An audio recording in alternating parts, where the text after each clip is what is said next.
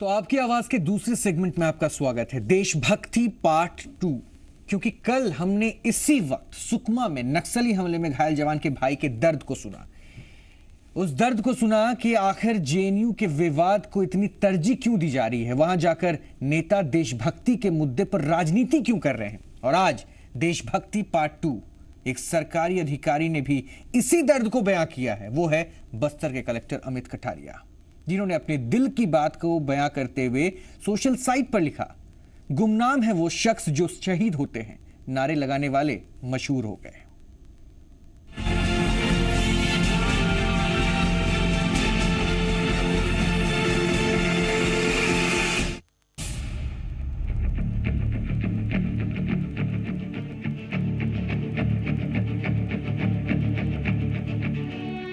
गुमनाम है वो शख्स जो शहीद हो गए,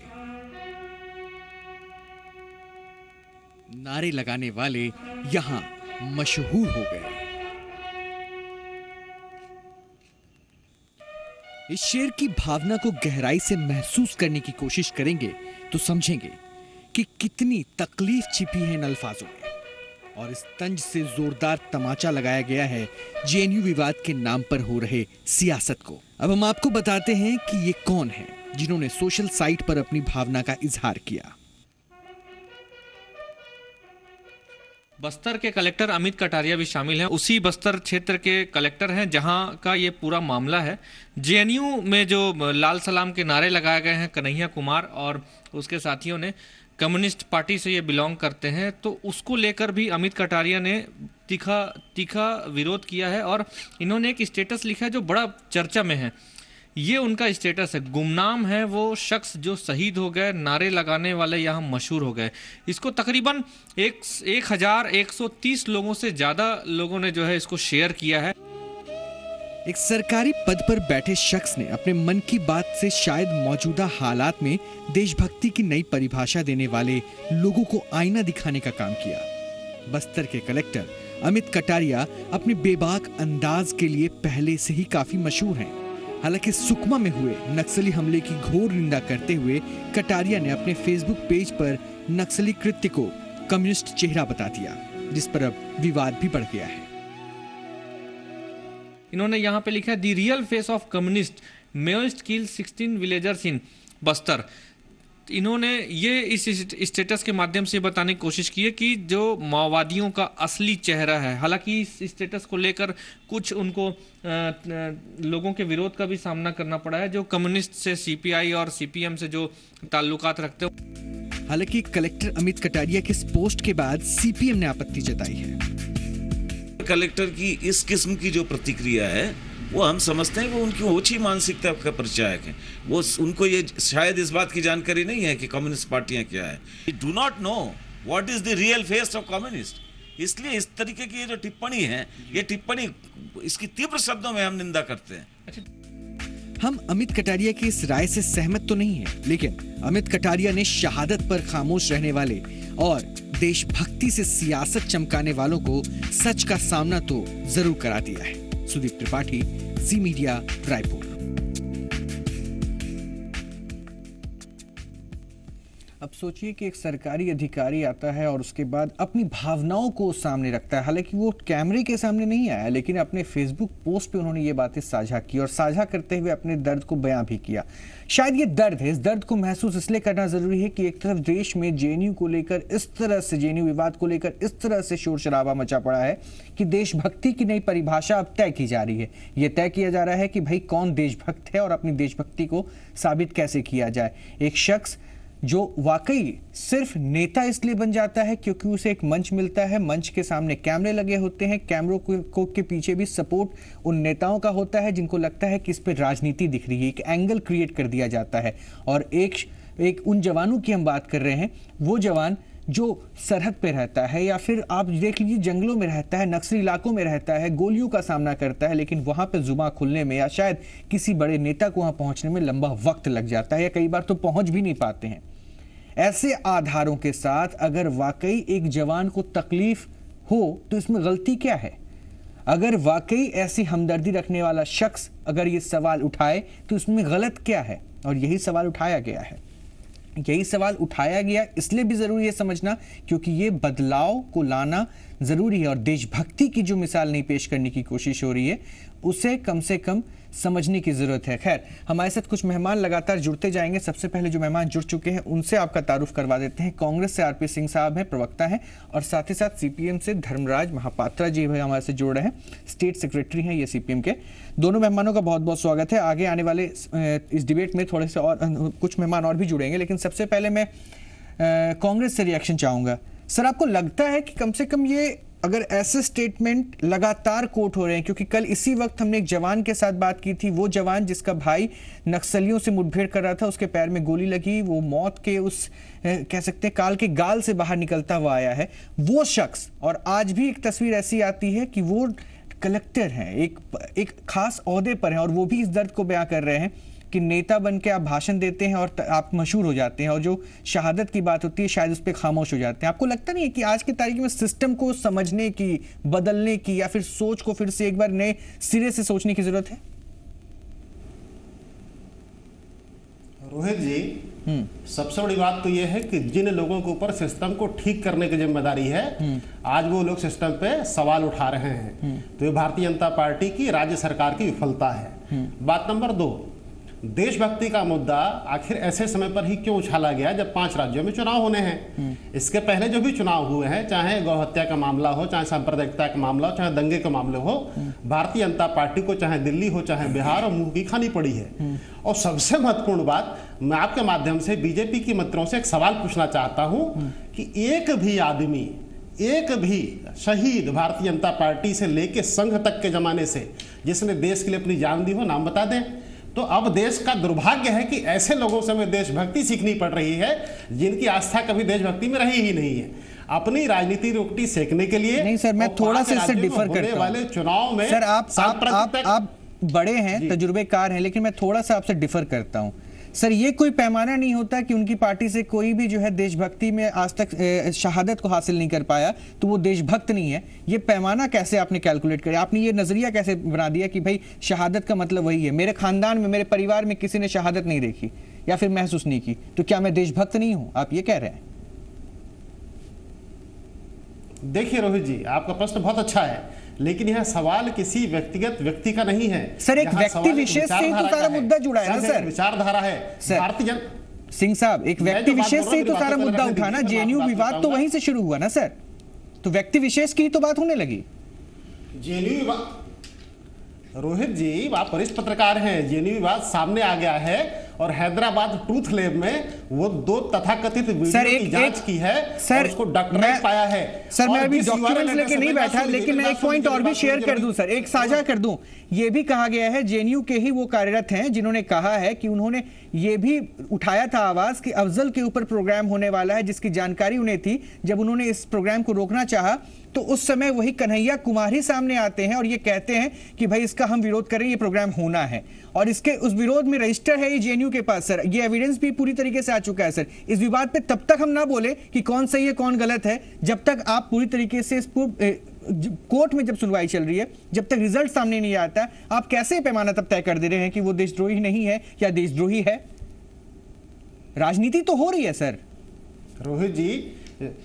रोहित जी जो सवाल आप मुझसे पूछ रहे हैं, यही सवाल आपको सरकार से पूछना था। बिल्कुल, मैं पूछूंगा सर, मैं पूछूंगा। सामने आता है जिसकी ट्रूथ लैब में, सुनिए रोहित जी मेरी बातें हो जाने दीजिए, ट्रूथ लैब में जांच हुई, जांच होने के बाद जिस URL एड्रेस से वो वीडियो पोस्ट किए गए थे वो शिल्पा तिवारी जी का है। शिल्पा तिवारी जी स्मृति ईरानी की इवेंट मैनेजर रही हैं और अमेठी में उनकी चुनाव प्रबंधक रही हैं। सवाल ये उठता है कि सारे कानून एक गरीब लड़के के लिए है जो कि पिछड़े वर्ग का है, जो बिहार से आता है, जो कि दलित है, क्या शिल्पा तिवारी के ऊपर कोई मामला दर्ज हुआ? दूसरा सवाल, ये कौन सा देश है जहां कन्हैया कुमार की जीभ काटने के लिए 5 लाख रुपए के इनाम घोषित होता है, जहां कन्हैया कुमार की हत्या करने के लिए 11 लाख रुपए के इनाम घोषित होता है? आखिर ऐसे लोगों के ऊपर भारतीय जनता पार्टी ने क्या कार्रवाई की है, मैं आपसे पूछता हूं। चलिए, भारतीय जनता पार्टी का मैं प्रवक्ता नहीं हूं, ना स्पोक पर्सन होने के नाते मैं कुछ ऐसी बातों को रख सकता हूं। जैसे ही बीजेपी के हमारे साथ आएंगे जरूर मैं वो सवाल लेके उनके पास जाऊंगा और पूछूंगा सर। मैं तो खुद भी जानकारी चाह रहा हूं, और वाकई जरूरी है जानकारी, क्योंकि जिस पे सियासत हो रही है। खैर, मैं महापात्रा साहब आपके पास आऊं उससे पहले हमारे साथ एक और मेहमान जुड़ चुके हैं। डॉक्टर BL गुप्ता है, रिटायर्ड कमांडेंट है BSF के, ग्वालियर से जुड़ रहे हैं। गुप्ता साहब, स्वागत है। थोड़ी देरी से आपके साथ हम जुड़ रहे हैं, लेकिन एक पहलू जिसको लेकर कम से कम मैं जरूर चाहूंगा कि आप इस डिबेट में अपनी राय को शुरुआती दौर पर रख दीजिए। सर, आपको लगता है जो स्थिति है, जो परिस्थिति है, और बार बार अगर कोई जवान अपने दुख को साझा कर रहा है या बयां कर रहा है कि हाँ जो स्थिति है वहां पे देशभक्ति की बातें या फिर ऐसी ऐसी तस्वीरें सामने आती है जिसको लेकर एक बहुत बड़ा सवाल उठ जाता है, और ये बार बार मजबूर होकर जवान कहता है कि हम देश की सरहद पर या फिर किसी भी खास पहलू पर जुटे हैं, अपनी जान देने तक को तैयार हैं, लेकिन शायद हमारी कद्र जो है देश के लोग या फिर राजनेता, कम से कम खास करके ये इल्जाम होता है कि राजनेता नहीं समझ पा रहे। आपको भी ऐसा महसूस हो रहा है क्या सर?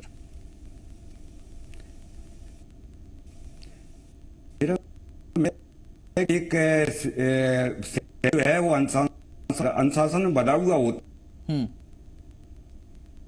अधिकारियों को सुपर अपनी आवाज है, लेकिन वो मीडिया में नहीं आता। कुछ तकनीकी कमियों की वजह से सर मैं आपसे नहीं जुड़ पा रहा हूं, तो कुछ तकनीकी खामियां उसे दूर करने की कोशिश करूंगा। कि हमारे साथ बीजेपी के मेहमान अभी तक नहीं जुड़ पाए हैं, क्योंकि हमने लगातार कोशिश भी की थी कि उनका पक्ष भी सामने आए। सिंह साहब, बीजेपी के मेहमान नहीं जुड़ पाए, इसलिए आपके सवालों का जवाब अभी भी अधूरा है। खैर, मैं इस बीच में जरूर यहाँ पे चाहूंगा कि महापात्रा जी को इस डिबेट में शामिल करूं, क्योंकि पहले सेगमेंट में उनसे नहीं बात हो पाई थी। महापात्रा जी, आपको लगता है कि सियासत हो रही है? क्योंकि उस एंगल पे मैं जरूर आपसे एक प्रतिक्रिया चाहूंगा। लगता है कि इतना हाइप दिया जा रहा है और शायद ये राजनीति का वो हिस्सा है जिसको शायद जरूरी माना जा रहा है कि देशभक्ति की परिभाषा भी तय की जाए। नहीं, देखिए बात ये है, दो चीज़ें बड़ी स्पष्ट मुझे लगती है कि जिस पर चर्चा होनी चाहिए। पहली बात तो ये है कि जिस पर आप ये चर्चा कर रहे हैं, अमित कटारिया जी की वो जो टिप्पणी है, this is the real face of communist, ये बिल्कुल गलत है। वो जानते नहीं है कि कम्युनिस्ट पार्टी क्या है, और उनको ये स्पष्ट समझ लेना चाहिए कि communist party of India Marxist हो या कम्युनिस्ट पार्टी ऑफ इंडिया, ये दोनों राष्ट्रीय स्तर पर राष्ट्रीय मान्यता प्राप्त राजनीतिक दल है। और माओवादियों के खिलाफ जहां तक संघर्ष का सवाल है, तो वो संघर्ष में हम वैचारिक लड़ाई लड़ रहे हैं, उसमें हमारे लोगों ने शहादतें दी है, कुर्बानियां दी है। केवल बस्तर में नहीं, केवल आंध्र प्रदेश में नहीं, पश्चिम बंगाल में हमारे कार्यकर्ताओं ने कुर्बानियां दी हैं उनके खिलाफ लड़ाई लड़ते हुए।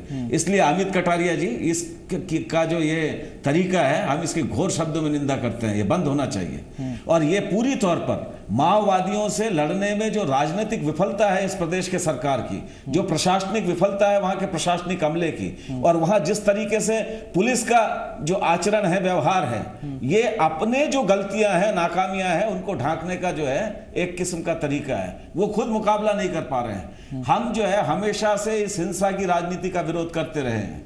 जहां भी नक्सली हिंसा में निर्दोष लोग मारे जा रहे हैं, वो चाहे जवान हो या आम नागरिक हो, हम उसकी निंदा कर रहे हैं। लेकिन छत्तीसगढ़ में अंदर अगर ये माओवाद पुष्पित पल्लवित हुआ, जिम्मेदार कौन है? 13 साल से छत्तीसगढ़ के अंदर बीजेपी की सरकार है। 13 साल से क्या किया भारतीय जनता पार्टी ने? और वहां आज जो है ये जो समानांतर प्रशासन चल रहा है, समानांतर सरकारें चल रही हैं, उसके लिए जिम्मेदार कौन है? छत्तीसगढ़ की भारतीय जनता पार्टी की सरकार। ये वही सरकार है जो ये कहती रही कि हम सुपर देखिए सर, एक बहुत एक प्रैक्टिकल से रिक्वेस्ट है यहाँ पे इस डिबेट में।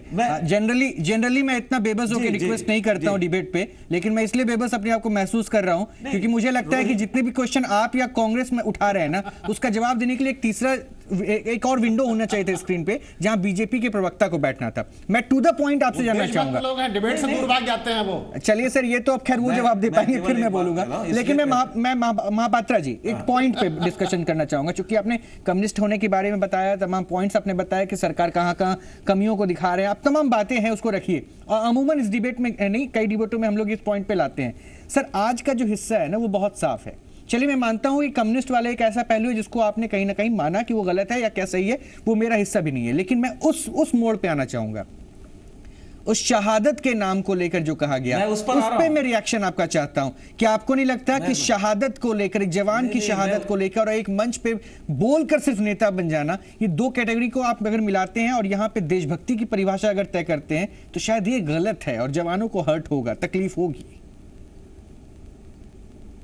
नहीं, देखिए दो बातें हैं। ये जो बहस है, मैं समझता हूं कि ये बहस बहुत गलत दिशा में पूरे देश में चलाने की कोशिश हो रही है। हिंदुस्तान एक ऐसा देश है जहां हम लोकतांत्रिक देश के अंदर रह रहे हैं और हमारी लोकतंत्र की सबसे मजबूत जड़ें हैं कि सबकी अपनी सीमाएं हैं, रेखाएं हैं। यहाँ जो है आप एक सिविलियन को, एक मिलिट्री मैन के खिलाफ खड़ा कर, जवानों को आम नागरिक के खिलाफ खड़ा करने की कोशिश कर रहे हैं। ये इसके बहुत ही दूरगामी असर होंगे, ये कोई सामान्य बात नहीं है। कौन जो है हिंदुस्तान की जवानों की शहादत को इनकार करता है, कौन उसको जो है डिसऑनर करता है, ये जवान, और कौन जो है जवान शहीद हो रहे हैं। ये टाटा बिरला की औलाद नहीं है, हिंदुस्तान के पूंजीपतियों धन्ना सेठों की औलाद नहीं है, हिंदुस्तान के बड़े हुक्मरान राजनीतिक पार्टी सत्ताधारी पार्टियों की औलादें नहीं है। ये हिंदुस्तान के आम मजदूर किसानों के घरों में पैदा हुए नौजवान हैं जो अपने सीनियों पर गोलियां खा रहे हैं, चाहे वो माओवादियों से लड़ते हुए हो, चाहे देश की सीमाओं से लड़ते हुए हो। और आज जो है देश के अंदर जो सरकारें हैं,